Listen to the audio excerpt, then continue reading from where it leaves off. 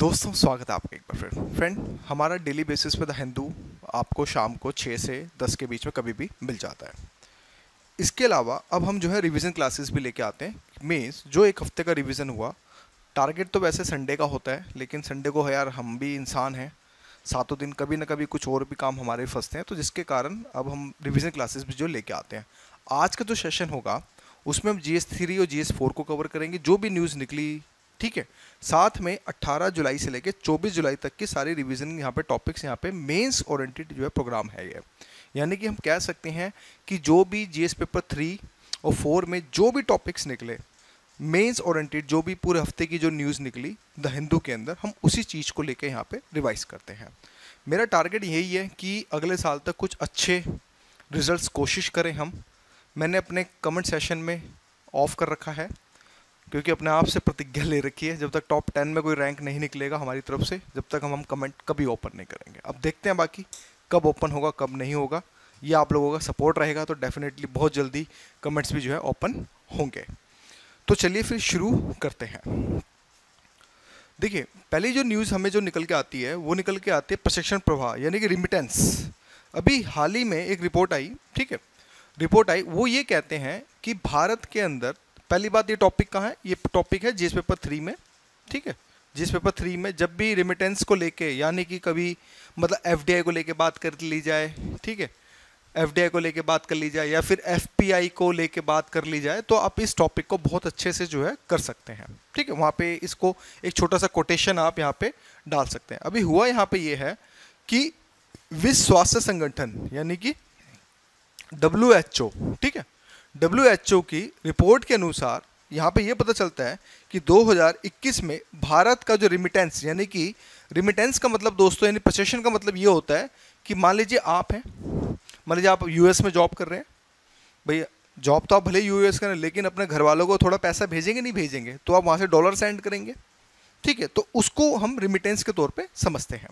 तो यहाँ पर वो ये कहते हैं कि भारत ने 87 बिलियन डॉलर्स, 87 बिलियन डॉलर्स, इसको अगर मोटा मोटा समझना हो तो आप ऐसे समझें कि खरब रुपए, 87 खरब डॉलर्स के हिसाब से जो है यहाँ पे अभी तक भारत को टॉप मतलब कि टॉप सबसे ज़्यादा रिमिटेंस जो है इसको यहाँ पर मिला है, ठीक है।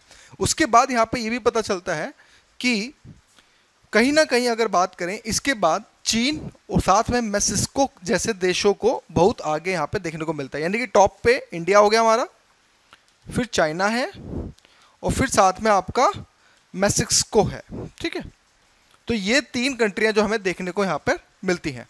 साथ में 2020 में अगर देखें, अमेरिका सबसे बड़ा स्रोत था पैसा भेजने का, यानी कि वहाँ पे इंडियंस हालांकि ज़्यादा नहीं है, लेकिन अच्छी तादाद में 10 से 12 लाख इंडियंस, 15 लाख के आसपास हैं, लेकिन यहाँ वहाँ से सबसे ज़्यादा पैसा अमेरिका से ही जो ट्रांसफ़र इंडिया में होता है। दूसरी बात हमें ये पता चलती है कि इसके बाद यूएई हमें जो देखने को मिलता है, यूएई, इसके बाद सऊदी अरब और साथ में स्विट्ज़रलैंड का जो है आपका चौथा, मतलब कि आपका अगर बात करें तो तीसरा स्थान सऊदी अरेबिया, क्योंकि सऊदी अरेबिया में काफ़ी सारे इंडियंस जो हमें देखने को मिलते हैं, और उसके बाद जो स्विट्ज़रलैंड, कि स्विट्ज़रलैंड में भी इंडियंस ठीक ठाक मात्रा में जो हमें देखने को मिलते हैं। तो इसमें जब भी आपको पॉजिटिव आउटकम लिखना है, आप ध्यान से समझना, कनेक्टिंग सिखा रहा हूँ, कनेक्टिंग में यहाँ पे ये आएगा, जब भी आपको पॉजिटिव कुछ लिखना है या फिर कुछ पॉजिटिव बातें बतानी है कि ठीक है भाई, अगर मान लो क्वेश्चन नेगेटिव है, एफडीआई में इतनी सारी प्रॉब्लम्स आ रही हैं, तो आप ये भी बोल सकते हो कि नहीं यार, रिमिटेंस भारत का डॉलर्स में मिलता है, तो इससे काफ़ी ज़्यादा हमें बूस्ट करना चाहिए, हमें माइग्रेशन पॉलिसी को बहुत अच्छे से जो है बूस्ट करना चाहिए, ताकि और ज़्यादा लोग माइग्रेट हों, बाहर जाएं, अच्छे से पैसा कमाएं और हमारे देश में जो है डॉलर को जो है कुल मिला के जो है देख सकें। तो ये चीज़ें हम कह सकते हैं कि काफ़ी अच्छी बात जो हमें कुल मिलाकर बोले तो हमें जो है देखने को मिलती है, ठीक है। नेक्स्ट टॉपिक की तरफ चलते हैं दोस्तों। नेक्स्ट टॉपिक में हमें ये देखने को मिलता है कि इलेक्ट्रिक वाहन की अगर देखें तो ये बेसिकली अगर बात करें तो केस स्टडी है। जब भी कोई इलेक्ट्रिक को लेके कोई बात आ जाए, इलेक्ट्रिक व्हीकल या समथिंग कोई भी अगर बात आ जाए, तो आप बेसिकली यहाँ पर ये एक पॉइंट आप जो है डाल सकते हैं कि दिल्ली में अगर हम बात करें, ठीक है, दिल्ली में अगर हम बात करें तो कुल वाहनों का 2% जो है इलेक्ट्रिक व्हीकल जो हमें कुल मिला के जो देखने को मिलती है, जो काफ़ी ज़्यादा जो हमें देखने को यहाँ पर अगर हम बोलें तो हमें देखने को मिलता है। तो हमें ये बात समझ आ गई कि कुल वाहनों का 2% हमें जो है इलेक्ट्रिक चीज़ें जो हमें यहाँ पे देखने को हमें जो कुल मिला के मिलती हैं। फिर इसके साथ इसके बाद त्रिपुरा जो है, त्रिपुरा और असम में करीब इलेक्ट्रिक व्हीकल 1.4% के हिसाब से हमें देखने को मिलते हैं। तो जब भी इलेक्ट्रिक व्हीकल को लेके कुछ बात करी जाए, यानी कुछ मतलब आप कोई कोटेशन डालना चाहते हैं जीएस पेपर 3 के अंदर, तो वहाँ पर आप ये बोल सकते हो सीधा सीधा कि दिल्ली, त्रिपुरा, ठीक है, दिल्ली, त्रिपुरा और असम में कुल अप्रॉक्सीमेटली 1.5% के हिसाब से इलेक्ट्रिक व्हीकल अभी आज के समय है। हालांकि चुनौतियां हैं, धीरे धीरे चीज़ें हो रही हैं, मैं मानता हूं, लेकिन हमें कहीं ना कहीं हमें पॉजिटिव स्टैंड्स को जो है लेके आपको जो है कुल मिला के जो है आपको समझना पड़ेगा। ठीक है, नेक्स्ट टॉपिक अगर हम देखें तो हमें ये देखने को मिलता है दोस्तों कि सुलभ परिवहन। सुलभ परिवहन का मतलब ये हुआ कि जो हमारे डिसेबिलिटी दिव्यांग पीपल होते हैं उनको अभी तक जो सुलभ परिवहन इतना खास देखने को नहीं मिल रहा है। तो जब भी दिव्यांग को लेके बात आ जाए, तो हालांकि ये तो जीएस पेपर 2 का टॉपिक है दिव्यांग, लेकिन यहाँ पर परिवहन की बात करी जा रही है, तो परिवहन के अंदर ध्यान रखिएगा ये हमारा जीएस पेपर 3 के मेंस में हमें जो कनेक्ट होता है, यानी कि आपने देखो ट्रांसपोर्टेशन जिसको एक टॉपिक है इकोनॉमी के अंदर, तो उसमें ये टॉपिक को कनेक्ट किया जा सकता है। तो डिसेबिलिटी को लेके परिवहन में ये देखा जा सकता है कि सड़क परिवहन और राजमार्ग मंत्रालय के अनुसार, ठीक है, वहाँ पे ये पता चलता है कि 6% के आसपास ही सिर्फ जो हमारे दिव्यांग लोग हैं उनके लिए सुलभ है। यानी कि आप मोटा मोटा ऐसे समझें इस चीज़ को कि अगर मान लो 100 बसें हैं तो 100 में से 6 बसें ऐसी हैं जो दिव्यांग को अच्छे से मतलब कि गेट इन गेट आउट कर सकती हैं। बाकी सारी 94 बसें वहाँ पर दिव्यांग पीपल अगर चढ़ेंगे तो उनको बहुत ज़्यादा जो है दिक्कत जो है कुल मिला के जो सामना करना पड़ेगा। तो यहाँ पर हमें ये चीज़ समझ में आती है कि अगर इस तरह की अगर चीज़ें प्रॉब्लम फेस करेंगे, देखो अब बाहर अगर आप देखो एस्केलेटर, अगर आप कभी मेट्रो में अगर आपने सफ़र किया हो तो आपको पता होगा कि अगर कोई बंदा व्हील चेयर से भी अगर चढ़ता है तो वो बहुत आराम से जो है मेट्रो में सफ़र कर सकता है, ये बात आपको भी पता होगी। तो उस कंडीशन के अंदर हमें क्या दिव्यांग लोगों को प्रमोट करना चाहिए ताकि उनके लिए रास्ता एक जो है बैरियर हमें जो देखने को ना मिले। तो इसीलिए गवर्नमेंट को मैक्सिमम केसेस में हमें ये देखना चाहिए कि कहीं ना कहीं हमें दिव्यांग लोगों को और ज़्यादा प्रमोट मतलब कि जो उनके ट्रांसपोर्टेशन को और अच्छे से सुलभ करें ताकि उनके मन में हीनता की भावना ना आए और वो लोग आराम से एक नॉर्मल ज़िंदगी की तरह जो है जी सकें। अगर मैं आपको एक केस स्टडी बताऊं, जैसे कि आप नॉर्वे चले जाओ, नॉर्वे में या फिर आइसलैंड चले जाओ, तो ये हालांकि डेवलप कंट्रियां हैं, लेकिन अगर देखिए वहाँ पर दिव्यांग लोगों को लेकर बहुत अच्छा सा सिस्टम जो है देखा जाता है। अगर जब आप आर्टिकल्स पढ़ें या फिर अच्छे अच्छे आर्टिकल्स पढ़ें तो आपको देखने को मिलेगा कि वहाँ पर तो इवन जो रोड्स हैं एवरीथिंग है दिव्यांग लोगों के लिए बहुत ज़्यादा इंफ्रास्ट्रक्चर जो हमें देखने को मिलता है। हालांकि हमारे देश में पॉपुलेशन सबसे बड़ा एक रोड़ा है, अगर पॉपुलेशन कम होती तो डेफिनेटली यहाँ पे कुछ अच्छी चीज़ें होती, लेकिन फिर भी भारत सरकार जो है प्रयास कर रही है। 6% भी है, हम ये तो नहीं कह रहे कि 1% है, तो एक पॉजिटिव साइन भी थोड़ा देखने को मिल रहा है कि हाँ चलो धीरे धीरे हम कोशिश करेंगे तो चीज़ें जो है हमारी तरफ से कुल मिला के जो अच्छी हमें जो देखने को यहाँ पे मिलेंगी। ठीक है, तो ये चीज़ें हमें अगर हम बात करें तो ये कुल मिला के हमें इस तरह से हमें टॉपिक से यहाँ पे आप कनेक्ट जो है कर सकते हैं। नेक्स्ट है दोस्तों, कर्ज माफ़ी से सिर्फ 50% किसानों को हुआ फ़ायदा, अध्ययन में कहा गया। यहाँ पर देखो मुद्दा यहाँ पे ये है कि जिस तरह से कर्ज माफ़ी जो मतलब सेंट्रल जो करती है कुल मिला के, तो उसमें हमें ये पता चलता है, हमें कुल मिला के ये पता चलता है कि वहाँ से किसानों को जो है दोस्तों ज़्यादा फ़ायदा नहीं होता है। हमें ये देखने को मिलता है कि 50% किसानों को ही कुल मिला के जो मोटा मोटा जो है फ़ायदा होता है। रिपोर्ट यहाँ पे ये कहती है, देखो यहाँ पर स्टेट बैंक की रिपोर्ट जो है यहाँ पे निकल के आई, उन्होंने साथ में ये भी बोला कि जैसे कि Telangana, MP, Jharkhand, Punjab, Karnataka and UP में क्रियान्वयन काफ़ी ज़्यादा खराब रहा है लोन वेवर को लेके, यानी कर्ज माफ़ी को लेके।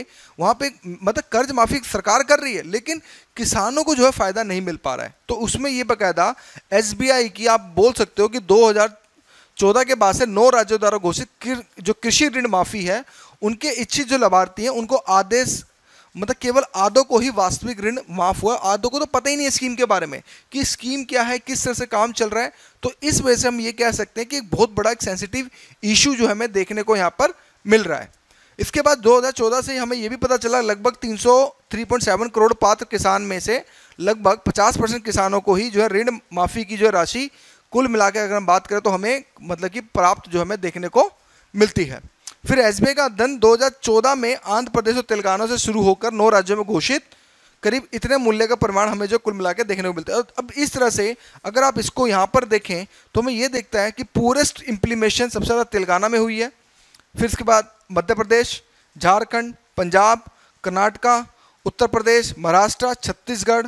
और छत्तीसगढ़ में अगर बोलें तो उसके बाद मतलब सबसे अच्छा, मतलब देखो यहाँ अच्छा है और ये प्योर मतलब पूरेस्ट है। पूरेस्ट माने तेलंगाना में सिर्फ 5% के हिसाब से लोगों को जो है वहाँ के किसानों को जो काफ़ी ज़्यादा फायदा हुआ है। बाकी सबसे बेस्ट हमें जो है छत्तीसगढ़, आंध्र प्रदेश, महाराष्ट्र, यूपी में भी बोल सकते हैं कि 50% है, तो ठीक है मतलब कुल मिला के। ये आपका डिक्लाइन रेशियो में देखो, ये 38, 24 ये, और ये देखो थोड़े अच्छी कैटेगरी के अंदर में देखने को मिलते हैं। फिर इसके बाद दोस्तों ये बात होती है कि संभावित कारण यहाँ पे ये पता चलता है कि रिपोर्ट ने राज्य सरकारों द्वारा किसानों के दावों की अस्वीकृति, वादों को पूरा करने के लिए सीमित या कम वित्तीय और बाद के वर्षों में सरकारों में बदलाव को इन ऋण माफी को कम करने दर के संभावित कारणों के रूप में पहचाना। रिपोर्ट यहाँ पे ये बता के कहती है, एक तो देखो क्या होता है, मान लो भाई पिछली सरकार आई ऋण माफ़ कर दिया, अगली सरकार ने बोला हम नहीं करेंगे, या फिर अगली सरकार बोलती, प्रेसिडेंट बोलते नहीं हम ऋण माफ़ कर देंगे, लेकिन ऋण माफ़ बोल तो दिया, वादा कर दिया, लेकिन बाद की सरकार ने मना कर दिया कि भाई ये तो तुम्हारी सरकार ने, पिछली सरकार ने किया तो हम क्यों करें। ये भी देखने को पता चला। साथ में हमें ये भी चीज़ पता देखने को मिली कि वादों को पूरा करने के लिए सीमित वित्तीय जो सरकार के पास जो बजट होता है दोस्तों, वो काफ़ी ज़्यादा, अगर हम बात करें तो काफ़ी ज़्यादा कम होता है। तो जिसके कारण हमें ये भी चीज़ कुल मिलाकर जो है हमें देखने को जो है, अगर बात करें तो हमें जो है देखने को मिलती है। फिर इसके अलावा लाभ तक नहीं पहुंच पाते हैं। रिपोर्ट इस बात की भी चिंता व्यक्त करती है कि क्या ये वास्तव में वास्तविक संकट में किसानों की मदद करते हैं। यहाँ पर रिपोर्ट जो होती है वो वास्तविक तौर पे ये बता के चली जाती है, मतलब क्वेश्चन मार्क लगा के चली जाती है कि क्या ये सच में चीज़ें सही हैं, क्या ये सच में चीज़ें सही हैं कि इस तरह से अगर चीज़ें हो रही हैं तो क्या ये सच में सही है कि हम ऋण माफ़ कर रहे हैं। इससे देखो ऋण माफ़ कर, अगर मान लो ऋण माफ़ करने का अगर मान लो जो ट्रेंड जो है स्टार्ट हो गया, पता चला किसान ट्रैक्टर खरीद रहा है, किसान ऋण के मतलब कृषि का तो मतलब ऋण जो ले रहा है, लेकिन उसके बाद पता चला मकान बना रहा है, उसमें शीशे लगा रहा है, बढ़िया बढ़िया एक से एक होते हैं। देखो ऐसे केसेस ऑलवेज देयर। हम ये नहीं कहते कि सारे किसान, मान लो जो सुपर, अब ऋण भी किसको मिलेगा जिसके कागजात पूरे होते हैं। जो बेचारा एक गरीब किसान, उसको तो कागज ही नहीं होते ज़्यादा, उसको बहुत दिक्कतें होती हैं। तो इस कंडीशन में उसको जो है ऋण मिलने के चांसेस कम होते हैं। जो रिच, जो सुपर टॉप इलाइट क्लास के जो किसान होते हैं उनको जो है क्या नाम है ऋण मिल जाएगा। तो इससे फिर फायदा क्या होगा, इससे ये हमें इससे कुल मिला के मोटा मोटा देखें तो ये देखने को मिलेगा कि कहीं ना कहीं जो किसान है, जो टॉप क्लास के किसान है, उसको ऋण मिलेगा, वो मिसयूज़ करेगा। तो ये भी चीज़ देखने को मिलती है, ये भी देखने को मिलता है कि किसान के दिमाग में रहेगा अरे नहीं आज नहीं तो कल तो ऋण माफ़ हो ही जाएगा। तो ये चीज़ें सारी कुल मिला के हमें जो देखने को मिलती है। तो इसलिए ये चीज़ें जो है ठीक है। चलिए नेक्स्ट चलते हैं दोस्तों। नेक्स्ट का जो टॉपिक है वो ये है कि हरियाणा ने 18 नई खेल अकेडमियों की स्थापना करी। अब देखो जब भी स्पोर्ट्स को लेके या फिर आपको कोई, अगर आपको पॉजिटिव वे फॉरवर्ड लिखना हो, पॉजिटिव वे फॉरवर्ड लिखना हो तो आप इस चीज़ को जो है डाल सकते हो। यानी कि जब भी आपको कहीं अच्छा पॉजिटिव वे फॉरवर्ड लिखना, कि देखो हालांकि अब जैसे कि नीरज चोपड़ा जी हैं, उन्होंने यार बहुत सलूट है उनको कि उन्होंने बहुत अच्छा काम किया कि एक देश के लिए ओलंपिक के अंदर सच में बहुत एक पॉजिटिव वाइब्स जो हमें कुल मिला के जो हमें देखने को मिलती है। तो उसी के जैसे हरियाणा सरकार बहुत ज़्यादा आगे आ रही है ताकि खेल को भी जो है सबसे ज़्यादा जो है प्रमोट किया जा सके।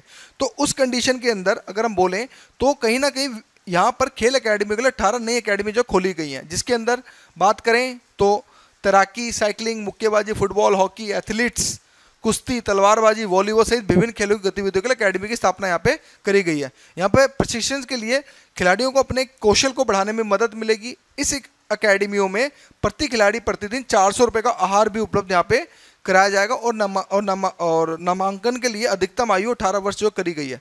तो ये कह सकता हूँ कि बहुत अच्छा इनिशिएटिव है। इससे जो गांव के टैलेंटेड बच्चे हैं उनको एक तरह से कहने के प्रमोट होगा। तो ये हमारे लिए क्या है, ये हमारे लिए दोस्तों जीएस पेपर 3 के लिए एक तरह से केस स्टडी हमें जो है देखने को मिलती है। तो जब इस तरह की जब केस स्टडी आपको देखने को मिले, जैसे हरियाणा निकालती है, तो क्यों ना दिल्ली भी निकाले अच्छे से, भाई यूपी भी निकाले। तो इससे कहीं ना कहीं एक आत्मविश्वास की अगर हम बात करें तो कहीं ना कहीं आत्मविश्वास ज़्यादा झलकता है और इससे काफ़ी ज़्यादा जो है लोगों को कुल मिला के जो है हम बात करें तो कहीं ना कहीं जो है थोड़ा बहुत जो है फ़ायदा जो है देखने को मिलता है। नेक्स्ट चलते हैं। नेक्स्ट दोस्तों ये टॉपिक है इसमें कि हमारा रक्षा निर्यात 7 गुना बढ़ गया है। देखो रक्षा निर्यात बढ़ा है तो पहली बात तो डिफेंस का टॉपिक है। इंटरनल सिक्योरिटी के अंदर जब भी कोई डिफेंस को लेकर बात करी जाए तो वहाँ पे आप घुसेड़ सकते हो इस टॉपिक को कि भाई हमारा जो, अगर हम देखें, एक तो ये डिफेंस में टॉपिक आ जाएगा, दूसरा जब भी कहीं एफडीआई एफपीआई को लेके बात करी जाए या फिर कहीं बजट को लेके बात करी जाए, यानी कि कुल मिला के अगर बात करें तो जब बजट को लेके जब बात करी जाए तो आप इस टॉपिक को घुसेड़ सकते हो। ये देखो ये मेन है टॉपिक है, क्योंकि आप लिखोगे इतना ही, उसके बाद तो ये तो समझाने के लिए होता है, पॉइंट तो एक ही लिखना आपने। तो उस कंडीशन में ये पता चलता है कि दोस्तों कि कहीं ना कहीं अगर हम देखें तो हमारा जो रक्षा निर्यात 7 गुना बढ़ गया। तो इसमें अगर हम देखें कि 4 से 5 वर्षों में भारत का रक्षा आयात कर 21% अगर हम बात करें तो कम हुआ है, और यह बहुत ही कम समय में जो है हुआ है, ठीक है। और साथ में अगर देखें, अगर हम साथ में ये देखें कि हमारा जो निर्यात जो है वो कहीं ना कहीं 7 गुना बढ़ा है, और साथ में पिछले 8 वर्षों में हमारा निर्यात 7 गुना बढ़ा है, और करीब 13,000 करोड़ रुपए के रक्षा निर्यात जो है सौदे मतलब हुए हैं। हालांकि इसमें 70% जो रक्षा निर्यात के जो सौदे हुए हैं वो प्राइवेट प्लेयर के द्वारा हुए हैं, जिसमें 30% जो है सिर्फ अगर हम बात करें तो पीएसयू के द्वारा ही देखने को मिले, यानी कि पब्लिक सेक्टर जो यूनिट्स जो कंपनियां होती हैं उनके थ्रू जो हमें देखने को मिला है। तो हम ये कह सकते हैं कुल मिला के कि कहीं ना कहीं अगर देखें तो इसमें 70% जो निर्यात हुआ निजी क्षेत्र के अंदर, तो काफ़ी अच्छा एक कार्य जो हमें देखने को मिलता है। नेक्स्ट चीज़ें देखो दोस्तों, हमें ये देखने को मिलती है कि केंद्र ने कच्चे तेल पर विंडफॉल टैक्स घटाया है और पेट्रोल निर्यात ले, तो हमारे लिए मेन टॉपिक है विंडफॉल टैक्स। विंडफॉल टैक्स देखो दोस्तों वो टैक्स होता है due to the geopolitical situation. अभी देखो आपको पता चलोगा जैसे रशिया और यूक्रेन का वॉर चल रहा है, तो उसके अंदर आपने मोटा मोटा ये देखा होगा कि तेल के प्राइस हाइक हो गए हैं। अब देखो पहले मान लो वही तेल 80 रुपये बैरल था, अब वो 100 रुपये हो गए। क्योंकि सिचुएशन ऐसी है कि वॉर है, वॉर में पेट्रोल ज़्यादा चाहिए टैंक्स को। अब भाई टैंक्स जहाज ये तो सब आपको पता है। और दूसरा बिजनेस जो होता है वो कहीं ना कहीं इंपोर्ट एक्सपोर्ट कहीं ना कहीं जो है तो उसमें मतलब बाधा हमें जो देखने को मिलती है। तो जिसके कारण वॉर के कारण, क्योंकि रशिया में भी रिजर्व्स हैं आपको पता है तेल के, तो उसी कंडीशन में अब जो है गवर्नमेंट ने ये बोला कि भाई ऐसे तो तुम क्या नाम है, तुम्हें तो ज़्यादा $20 का पर बैरल फ़ायदा हो रहा है, तो तुम तो यार ना तुमने कोई काम किया ना आपने कोई छेड़खानी करी, लेकिन आपको प्रॉफिट ज़्यादा हो रहा है। तो सरकार ये बोलती है कि ऐसी सिचुएशन में हम आप पे विंडफॉल टैक्स लगाएंगे। तो जैसे कि यूके और फ्रांस इस चीज़ को जो है लगा चुकी है, तो यही हमें पता चलता है कि विंडफॉल टैक्स मतलब कि यहाँ पे लगा। साथ में गवर्नमेंट ने इसको लेवी में रद्द कर दिया कि बोलते हैं कि नहीं हम कुछ चीज़ों पे नहीं भी लगाएंगे। तो जिससे गवर्नमेंट का अगर बात करें सकल घरेलू उत्पाद जो है हमारा यानी जीडीपी, वो कहीं ना कहीं 0.37 से लेके 0.2% जो कम यहाँ पे हो सकता है। तो इसको आप कहाँ डाल सकते हो, जब भी इंपोर्ट एक्सपोर्ट की बात करें वहाँ घुसेड़ सकते हो, जब भी जीडीपी को लेके बात करी जाए, नेशनल इनकम को लेके बात करी जाए लेटेस्ट ट्रेंड में, तो अब उसको इस पॉइंट को जो है यहाँ पे डाल सकते हो। और जब भी टैक्सेशन की बात करी जाए, जब भी आपको टैक्सेशन की बात करी जाए तो भी आप इसको जो है घुसेड़ सकते हो। नेक्स्ट टॉपिक है दोस्तों, एशियाई विकास बैंक ने भारत की जो विकास दर को करीब 7.2 के हिसाब से ही किया गया है। तो हमारे लिए ये पता चला कि पहले इन्होंने अप्रैल में 7.5% करी थी, लेकिन अब ये बोलते हैं कि नई दिक्कतें हैं, भारत ज़्यादा विकास नहीं करेगा, तो इसलिए इसकी एडीबी ने, एशियन डेवलपमेंट बैंक ने 7.2% के हिसाब से जो है इसका कुल मिला के जो है घटा दिया गया है। तो कहीं ना कहीं अप्रैल से मौद्रिक नीति को कड़ा करने के साथ साथ अनुमानित मुद्रास्फीति से अधिक अगर बात करें का तो हवाला दिया है। एडीबी ये कहता है कि रक्षा क्षेत्र में अच्छा प्रदर्शन करते हुए यहाँ पे देखा जा रहा है, यानी कि जो एशियन डेवलप बैंक है वो कहीं ना कहीं ये भी बोल रहा है कि रक्षा ठीक है सर्विस सेक्टर में अच्छा हुआ है, लेकिन साथ में वो ये भी कहता है कि कहीं ना कहीं अगर बात करें तो एशिया जो मतलब कि भारत का जो ग्रोथ रेट में हमें जो है कम आंका जो है हमें जा रहा है। तो थोड़ा बेसिक्स को देख लेते हैं कि देखो एडीबी एक क्षेत्रीय विकास बैंक है, इसकी स्थापना 1966 में हुई थी। इसमें कुल सदस्य 68 सदस्य हैं। एडीबी भारत के एक संस्थापक सदस्य भी देखने को मिलता है। कुल 49 सदस्य एशिया प्रांत से हैं, जबकि 19 सदस्य जो है अन्य देशों से हमें देखने को मिलते हैं। इसका उद्देश्य देखें तो एशिया में सामाजिक और आर्थिक विकास को बढ़ावा देना है, और कहीं ना कहीं 2009 तक एडीबी के 5 सबसे बड़े शेयर में जापान और संयुक्त राज्य अमेरिका प्रत्येक शेयर, देखो इसमें अगर देखें तो प्रत्येक कुल शेयर 15.6% था, चाइना का 6.4 था और भारत का 6.3 था, ऑस्ट्रेलिया का 5.8 जो हमें यहाँ पे शामिल जो हमें देखने को मिला था। और उसका मुख्यालय जो है दोस्तों ध्यान रखिए फिलीपींस में है, इंडिया में नहीं है ना ही चाइना में। फिलीपींस कहाँ है, मान लीजिए ये आपका इंडिया हो गया, ये आपका चाइना हो गया, और फिलीपींस आपका ये वाला पोर्शन है, यहीं पे देख रहे हो, यहीं पे बसड़ होती है, ठीक है, ये आपका मलेशिया हो गया और यहीं पे आपका जो है फिलीपींस जो है यहाँ पे देखने को मिलता है। तो मनीला देखें तो मनीला आपका दोस्तों इसी मैप को अगर मैं जूम करूं तो हमें यहाँ पर मनीला देखने को मिलता है। ये अगर फिलीपीन 3 पार्ट्स में लुजोन, विशाया और मिंडानाओ में है। यहाँ पर मिंडानाओ में ज़्यादातर मुस्लिम पॉपुलेशन सबसे ज़्यादा देखने को मिलती है। नेक्स्ट आता है दोस्तों, भारत एलएसी के पास घटनाक्रम देख रहा है विदेश मंत्रालय। यानी कि आप देखो 16 राउंड की बात हो चुकी है, ठीक है। साथ में ये भी पता चलता है कि जो मतलब एलएसी पे अगर हम देखें तो तिब्बत में लुंजे काउंटी से पश्चिमी चीन से जिंगजियांग में माजा तक राजमार्ग 345 निर्माण परियोजनाओं में से एक चल रही है। यानी कि करीब जो तिब्बत के आसपास की जो जगह है, जो भारत के बॉर्डर एरियाज है, जब जो मतलब कि भारत का बॉर्डर एरिया जब वहाँ से जब कनेक्ट हो रहा है तो हमें ये पता चलता है कि कहीं ना कहीं इस चीज़ का जो है कनेक्ट यहाँ पे हमें कनेक्टिंग चीज़ें जो है देखने को हमें मिल रही हैं। तो इससे हमें ये पता चलता है कि कहीं ना कहीं एक तरह से इनका जो चीन का जो प्रस्तावित राष्ट्रीय कार्यक्रम का एक तरह से, यानी कि कुल मिला के मोटा मोटा ये हुआ कि कहीं ना कहीं जो चाइना है वो कहीं ना कहीं काफ़ी ज़्यादा जो डेवलपमेंट जो है कर रहा है। अगर हम देखें तो जैसे कि ये वाला जो पूरा पोर्शन है अक्साई चीन वाला, ये देखो हालांकि भारत का मैप तो दोस्तों ये है पूरा अगर हम देखें तो, लेकिन अगर कब्जे की बात करें तो ये तो इतना पोर्शन तो पाकिस्तान ने भी कब्जा कर रखा है। ये वाला ये हमारा सियाचिन, ये तो भारत के अंडर है, ठीक है। और ये कहीं ना कहीं इतना हिस्सा जो है कहीं ना कहीं चाइना ने भी जो कब्जा रखा है। तो ये ऑटोमेटिक इस मैप में आप इसको अच्छे से देख लीजिएगा, ठीक है। बाकी ये सारी न्यूज़ हमें जो है देखने को मिलती हैं। नेक्स्ट चल, ठीक है। तो इसको आप थोड़ा सा अच्छे से, यानी कि जो याला प्रांत से तिब्बत से होते हुए यहाँ पे भी जो रोड्स बना रहा है और जिंगजियांग प्रांत में यहाँ पे भी जो कुल मिलाकर अगर बात करें तो रोड जो हमें बनाने की यहाँ पे कोशिश कर रहा है। फिर फिक्की के सर्वे से पता चलता है कि विकास दर 7% तक धीमी रहेगी। अब फिक्की की भी यहाँ पे स्टेटमेंट हमें देखने को मिली कि विकास दर मोटा मोटा 7%, यानी कि मोटा मोटा अब ये मान के चलो भारत की विकास दर 6 से 7% के आसपास रहेगी। भारत की जो विकास दर है वो कहीं ना कहीं अगर हम बात करें तो 6 से 7% के हिसाब से जो है कुल मिलाकर हमें जो है देखने को यहाँ पे मिलेगी। तो फिक्की का आर्थिक आउटलुक सर्वेक्षण निकाल के आया कि भाई 6.5 से लेकर 7 पॉइंट हिसाब से रहेगी और इतनी जो है कुल मिला के जो है बढ़ सकती है। फिर इसके बाद दोस्तों सभी प्रवासी कामगार तो भोजन पहुँचे, एससी ने केंद्र को राज्यों को बताया। वो ये कहते हैं कि देखो हमारा नेशनल फूड सिक्योरिटी एक्ट है, साथ में माइग्रेशन जो वर्कर होते हैं उनको यानी कि कुल मिला के सबको खाने के लिए पहुँचे। तो ये जीएस पेपर 3 में माइग्रेशन को लेकर टॉपिक है। अब इस टॉपिक को देखो, अब ये जो टॉपिक है ये 2 पार्ट्स में, एक तो जीएस पेपर 2 में है, भाई क्यों भोजन की बात करी जा रही है, फूड की बात करी जा रही है, तो जब फूड जो है वो जीएस पेपर 2 में है। अगर हम देखें कामगारों की बात करें, प्रवासी कामगार, तो जीएस पेपर 3 में है।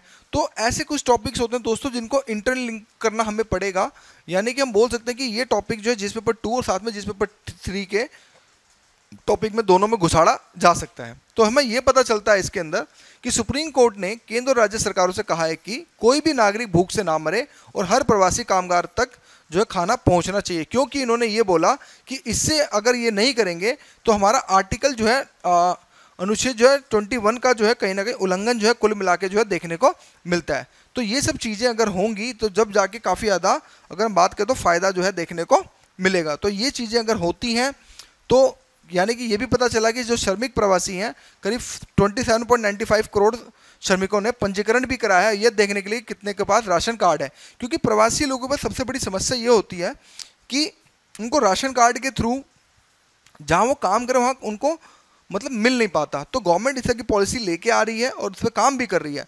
तो कुल मिला के मोटा मोटा लबोलबाब ये समझ आता है कि कहीं ना कहीं गवर्नमेंट को अब जैसे एक आदमी मान लो यूपी का आदमी मुंबई में काम कर रहा है तो उसको मुंबई में राशन मिल जाए, तो इस पर बहुत जल्दी जो है इस पर जो है कुल मिला के काम करने की यहाँ पे आवश्यकता हमें देखने को मिलती है।